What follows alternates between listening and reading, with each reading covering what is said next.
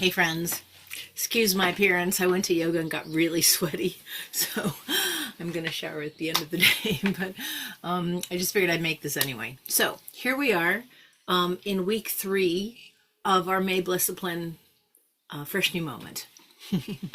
So just to recap, week 1, we simply practiced, and I really encourage you to just try it. This is building your own sovereignty. This isn't like, oh, Mary says. This is like, you know, because you did it, right? So that was week 1. Then week 2, partly because of some feedback I got during that previous week, we focused on using the Fresh New Moment practice to create space for difficult feelings that were arising. So this is a very important practice, and I encourage you to go look. We have a first video on the basic intro, and then I answered a question in a second video about using it for physical discomfort, and then I ended up creating a guided practice for that, and then there's also a very beautiful meme about grief. So week 2 is all about using Fresh New Moment to create space for challenging experiences. So, super important. And now we're going to move on to the flip side of that. So for week 3, what I'd really love to invite you to do is practice Fresh New Moment and use it to step into delight. Now, obviously, you can use it in the previous 2 ways if you want, right? But this is a third way that I'm going to encourage you to give a try to, especially if you are like having a okay day or a pretty good day or even a slightly bad day. This is a really great practice. If you're having a really, really hard day, this might be a hard practice. But if you practice this a few times, what you'll find is it'll be more available to you in those moments when you feel like you need it. So anyway, basically the practice is this. In any moment, we just go, fresh new moment, fresh new moment, fresh new moment. We just come into this moment. And then our week 3 practice is turning towards what we want. So it could be what we want here and now. It could be that I'm going to have a sip of my coffee, or it could be what we want and we are hoping to have happen. It could be what we want and we are working toward.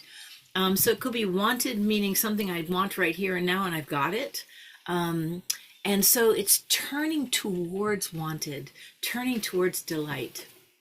Thich Nhat Hanh used to say, ask yourself, what conditions are present that are sufficient for my happiness?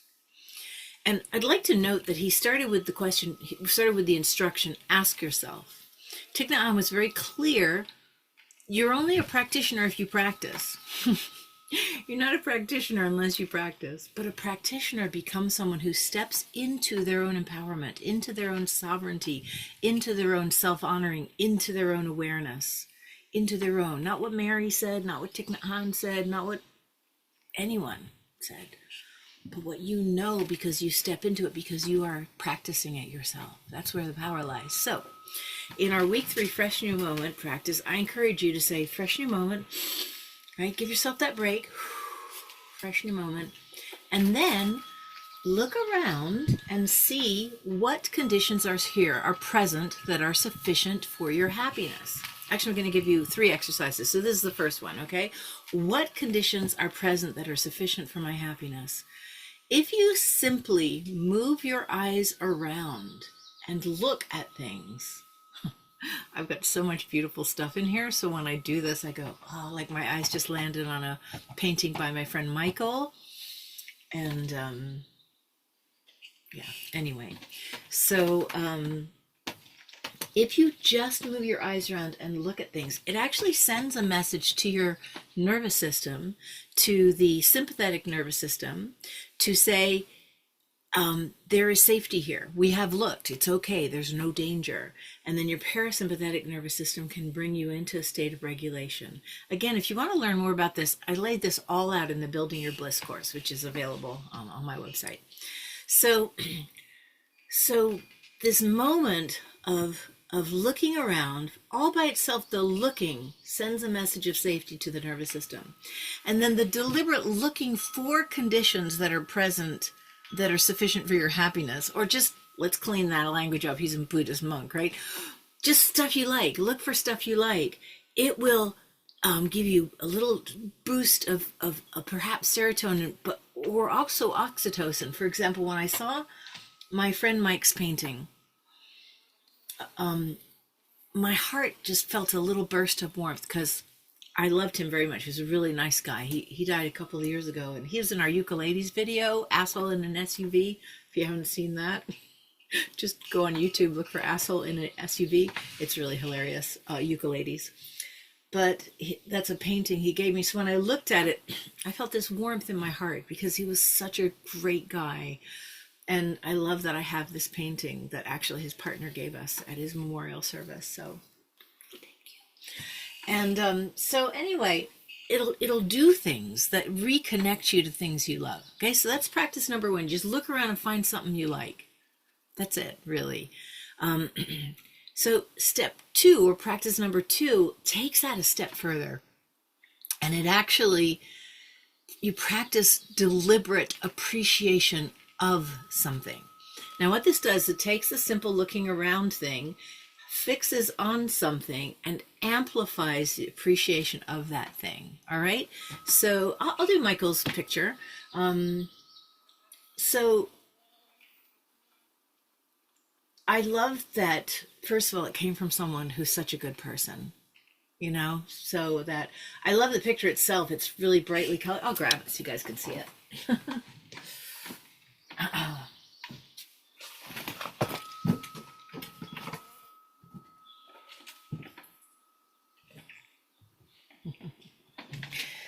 That's here. So you can't really see the colors exactly. They're much richer than this, but I love this face in the sky. And I love the way it flows out behind. And I love this funky moon with wings thing. And it's over a city. I love that. I love it has the letter M. And M for Michael, but M for Mary. And the ukuleles totally had my number when they said, why'd you pick that one? Because it has an M. And I'm like, yeah. And I just love it. It's so beautiful. And I love that Michael was in our video. He's so great in it. And he plays the guy shaking his fist from the SUV.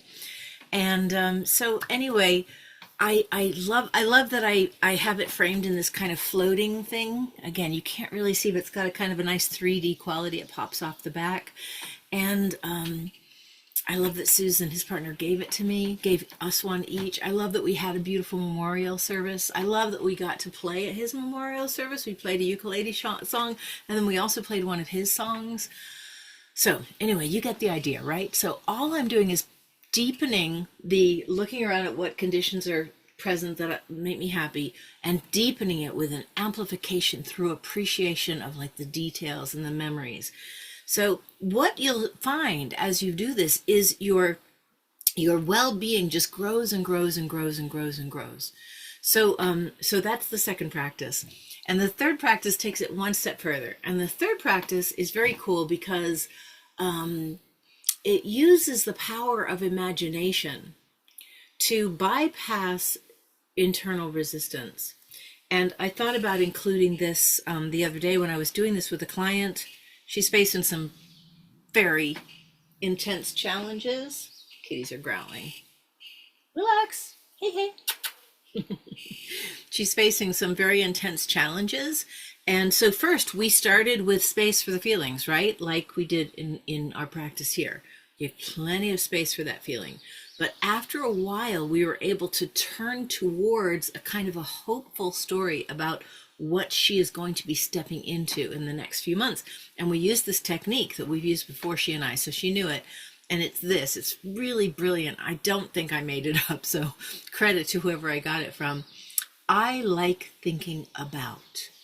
Now, what this technique does is it allows you to tell a story of something you want to have happen without needing to believe it's going to happen, without needing to prove it's going to happen, without needing to prove that if it did happen, it would be the right thing. None of that. It's just, I like thinking about. So it sort of bypasses a lot of resistance and allows you to tell a delightful and imaginative story. So for example, okay, I'm going to go hear some music on Sunday with Anna. I'm just going to make it up about this. So top of my mind, right? So I like thinking about going to hear this woman. Her name's Carsey Blanton. She's really brilliant. I'm going to go see her on Sunday. I love seeing like music, and I like thinking about having a really nice drive up there, and I like thinking about discovering a new club that we've never been to, and I like thinking about really having a wonderful experience of listening to her, and I like thinking about what a talented person she is. Like, I like thinking about the ways that I have been, lucky enough to become a musician and lucky enough to hear great music. And I like thinking about the fact that we're going up on Sunday, and it will be so nice to have a kind of break from routine and listen to some great music. And I like thinking about, so, I think I could give a better example. Let me give a better example, because that's probably all pretty likely. But let me talk about something less likely. When you're in a good mood, things seem likely, but okay, so I'll talk about yoga. So I'm doing yoga and my hair is all sweaty, and I'm wanting to get better at yoga. When I say better, I don't mean accomplished. I mean more flexible, more strong, less pain in my hands, things like this. And in order to do that, of course, I need to go. In order to go, I have to make the time and make, all this stuff. We've all been here, right? But I have gone twice this week and it felt great. So I'm on a bit of a roll. So I can do this to amplify my capacity to go, okay? So this is the practice. So I like thinking about getting really, really flexible and strong, right? I like thinking about my 60th year. I'm turning 60 in a couple of weeks. So I like thinking about that year being a year in which I regain so much flexibility, in which I regain a lot of strength, in which I learn how to jump up to the front of the mat. I've never been able to do that. So I love thinking about learning how to get that weight shift, get the feet underneath. And I like thinking about developing a home practice.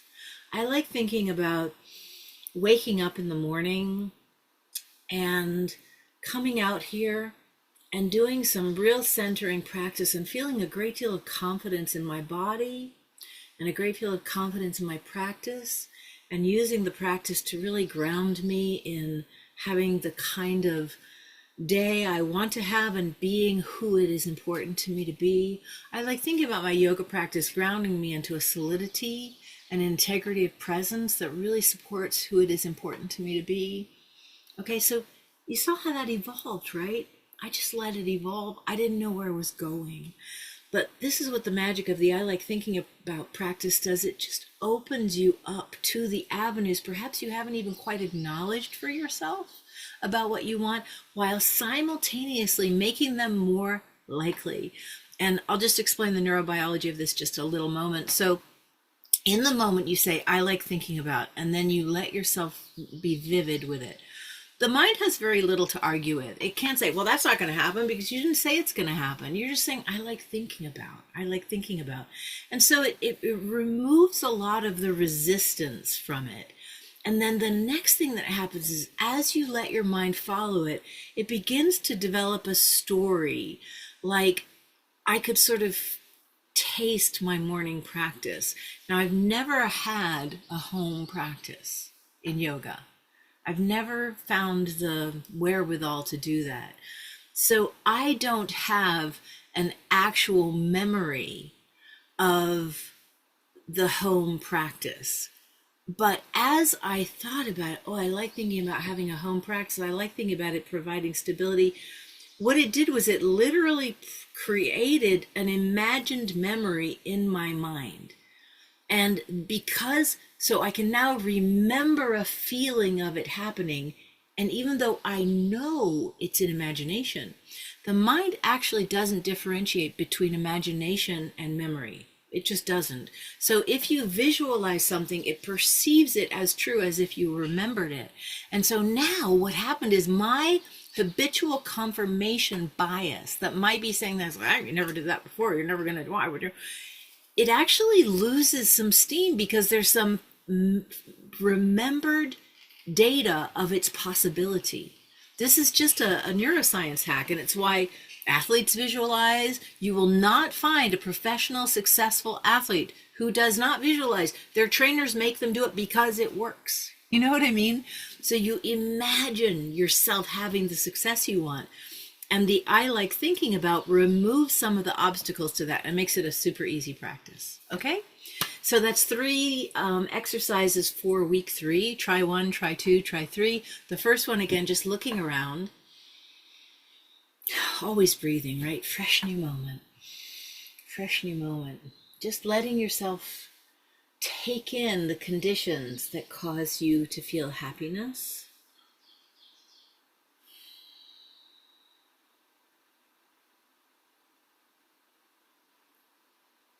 So that's 1, all by itself. Step 2, amplifying that by appreciating. Like I have this box. Look at this box. This was handmade for me by someone. Hi, Sam. Look at this.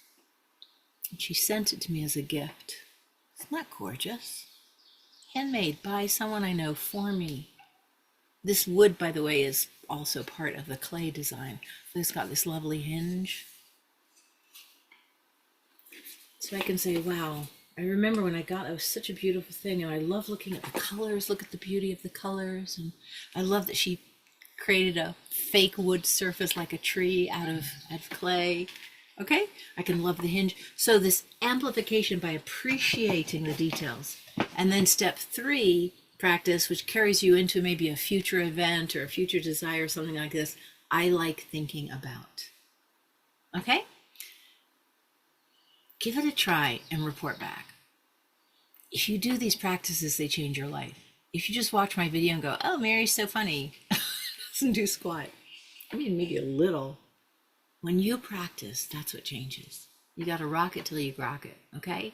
All right. Have a great week 3. Much love.